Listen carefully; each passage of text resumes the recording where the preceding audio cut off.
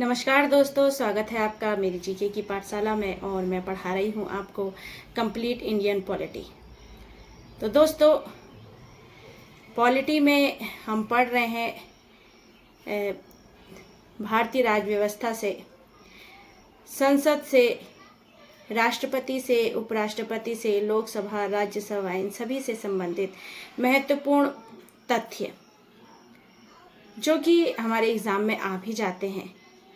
और यही मैं कोशिश कर रही हूँ कि कुछ महत्वपूर्ण तथ्य मैं आपको बताऊँ, जितना भी पढ़ाया है उसका एक सार आपको बता दूँ।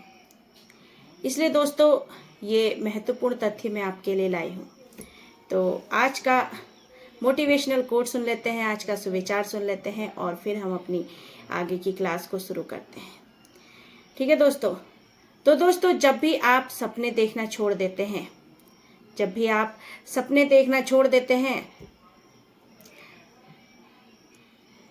तो आप जीना छोड़ देते हैं। क्या छोड़ देते हैं? जीना छोड़ देते हैं। जब भी आप सपने देखना छोड़ देते हैं कि हमारा तो कोई सपना ही नहीं है, तो उससे क्या होता है, एक तरह से आलस आ जाता है। बस जैसे पड़े हैं तो पड़े ही हैं, टीवी देख रहे हैं तो टीवी देख रहे हैं, खाना खा लिया, सो गए, बस ऐसे ही ज़िंदगी कट रही है। क्यों? क्योंकि कोई सपना ही नहीं है, कोई हमने अपने लिए सपना ही नहीं चुना। तो ऐसे ही हम अपना टाइम बिताते चले जा रहे हैं। तो ये होता है दोस्तों कि जीना छोड़ देना। इसलिए दोस्तों, सपने देखना बहुत ज़रूरी है, क्योंकि सपने देखने से हमारे अंदर आत्मविश्वास बढ़ता है, उत्साह जागृत होता है। सपना पूरा होए या ना होए, लेकिन हमने अपनी तरफ से कोशिश तो करी, कुछ तो हमें ज़रूर मिलेगा, या तो अनुभव मिलेगा। और अनुभव सबसे ज़्यादा ज़रूरी है आज के टाइम पे। इसलिए दोस्तों, सबसे पहले अगर आप कोई भी कार्य कर रहे हैं तो आप देखिए कि मैं जो भी कार्य कर रहा हूँ इससे आगे मुझे क्या अचीव होगा, क्या मेरे को अचीवमेंट मिलेगा। इसके बारे में आप ज़रूर सोचना, तभी आपको उस कार्य को करने में उत्साह जागृत होगा, उत्साह आपका बढ़ेगा, आत्मविश्वास बढ़ेगा। ऐसे ही टाइम बर्बाद करके कोई फ़ायदा नहीं है।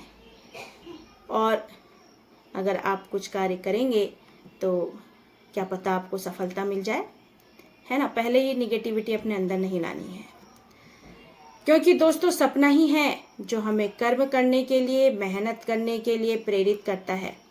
और व्यक्ति जब अपने कर्म करता है तो वह तभी महान बनता है। जब वह कर्म करता है वह तभी महान बनता है। तो दोस्तों, क्या बाबा साहब अम्बेडकर जी को पता था कि मैं इतना बड़ा संविधान बनाऊंगा भारत का और सभी लोगों को समानता का अधिकार दिलाऊंगा? उन्होंने बस ये सपना सोचा था कि मैं ऐसा कर सकता हूँ।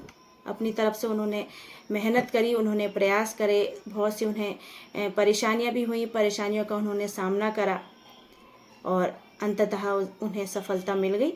और उन्होंने इतने सारे लोगों का उद्धार भी किया, जो आप भी आज देख रहे हैं। जो पहले इतना भेदभाव होता था, आज सब मिल बांट कर रह रहे हैं। तो किस वजह से हो रहा है? ये संविधान की वजह से ही तो हो रहा है। तो यह संविधान किसने बनाया? बाबा साहब अम्बेडकर जी ने, जो एक गरीब परिवार से थे, लेकिन उन्होंने अपने प्रयास किए, इतनी सारी उन्होंने डिग्रियां ली। क्या आज के टाइम पे कोई ले लेगा इतनी सारी डिग्रियां? नहीं लेगा ना।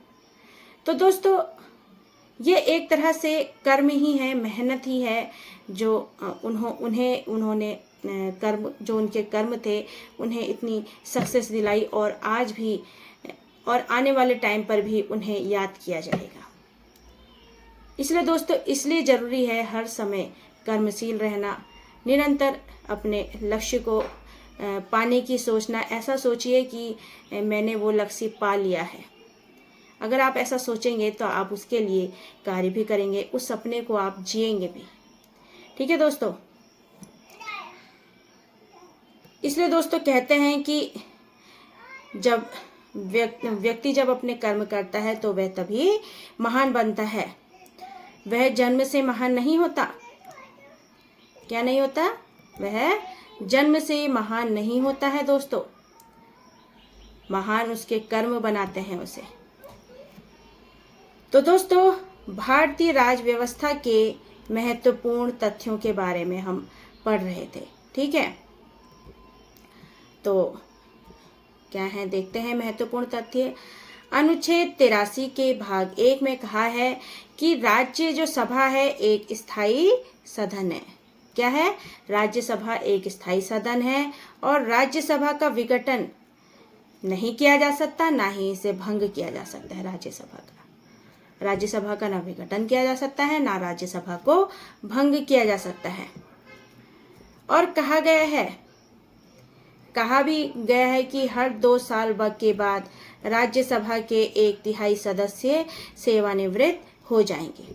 हर 2 साल के बाद जो राज्यसभा के सदस्य हैं वो सेवानिवृत्त हो जाएंगे और प्रत्येक सदस्य का कार्यकाल कितने साल का होता है? 6 साल का होता है।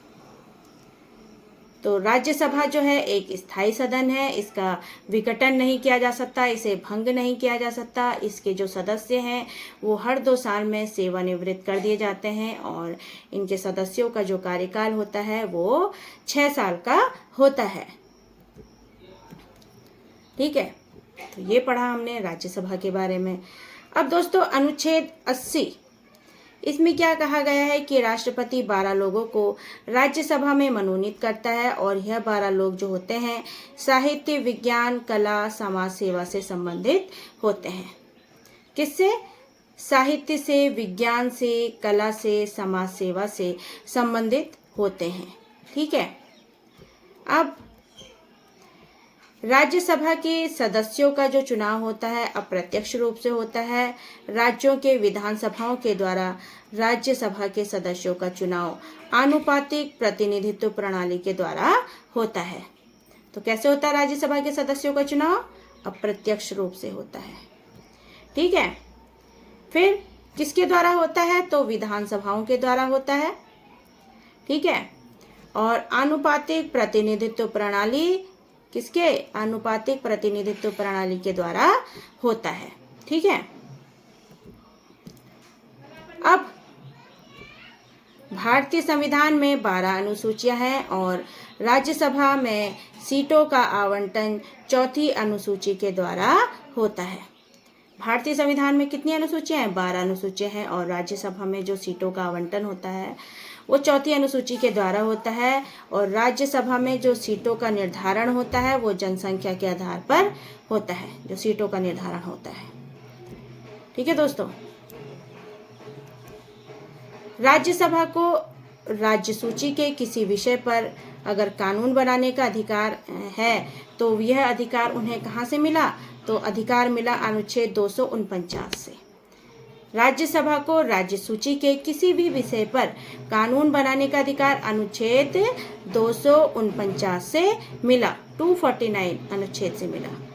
कानून के विषयों का बंटवारा 3 भागों में किया गया है, संघ सूची, समवर्ती सूची और राज्य सूची, ठीक है। अब दोस्तों, अगर राज्यसभा किसी भी प्रस्ताव को 2/3 बहुमत से पास करती है तो केंद्र सरकार को राज्य सूची के विषयों पर कानून बनाने का अधिकार मिल जाता है। अगर 2/3 बहुमत से पास करती है राज्यसभा किसी भी प्रस्ताव को तो केंद्र सरकार को राज्य सूची के विषयों पर कानून बनाने का अधिकार मिल जाता है और यह अधिकार कितने टाइम तक रहता है? 1 साल तक रहता है। कितने टाइम तक? 1 साल तक रहता है, ठीक है। भारत में एकीकृत न्याय व्यवस्था है।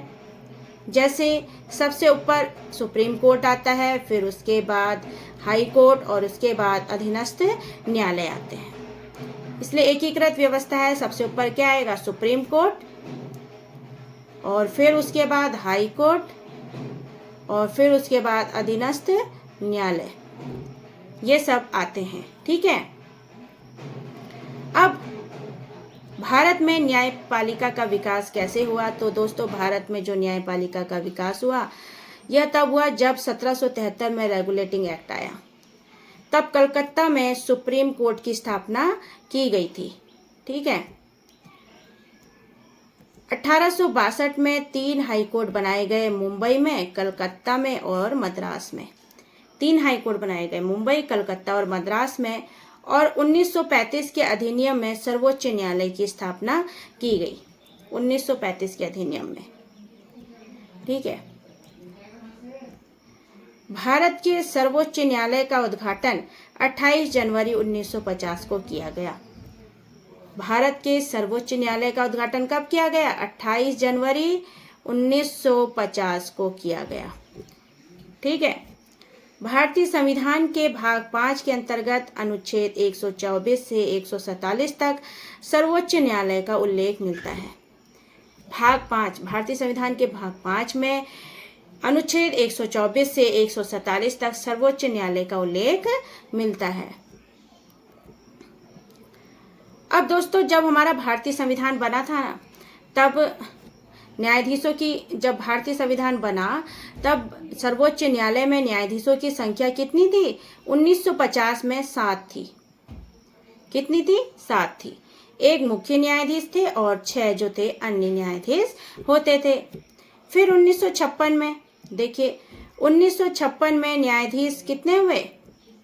1956 में न्यायाधीश की संख्या को बढ़ाकर 11 कर दिया। फिर 1960 में 14 कर दिया, 1978 में 18, 1986 में 26, 2008 में 32 और 2019 में 34 कर दी गई यह संख्या न्यायाधीशों की। तो कितनी बार? 6 बार परिवर्तन न्यायाधीशों की संख्या में किया गया। और इन सभी न्यायाधीशों की जो संख्या में परिवर्तन करते हैं वो कौन करते हैं? संसद करती है। तो दोस्तों, देखा आपने कि कैसे न्यायाधीशों की संख्या बढ़ाई गई थोड़ा थोड़ा करके। तो 1950 में कितनी थी? 7 थी। ठीक है। फिर 1956 में कितनी कर दी गई? तो 1956 में कर दी गई दोस्तों 11 कर दी गई। ठीक है। फिर कितनी बढ़ा दी गई? 1960 में 14 कर दी गई। फिर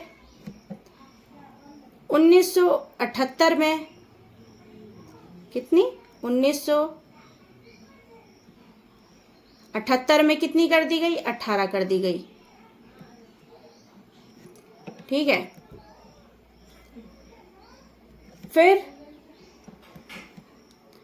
1986 में कर दी गई, 1986 में कितनी कर दी गई? 26 कर दी गई। 2008 में 32 कर दी गई।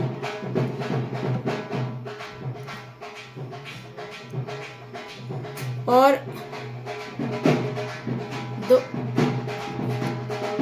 2019 में कितनी कर दी गई? 34 कर दी गई। ठीक है। तो देखा आपने, 1950 में 7, 1956 में 11, फिर 1960 में 14,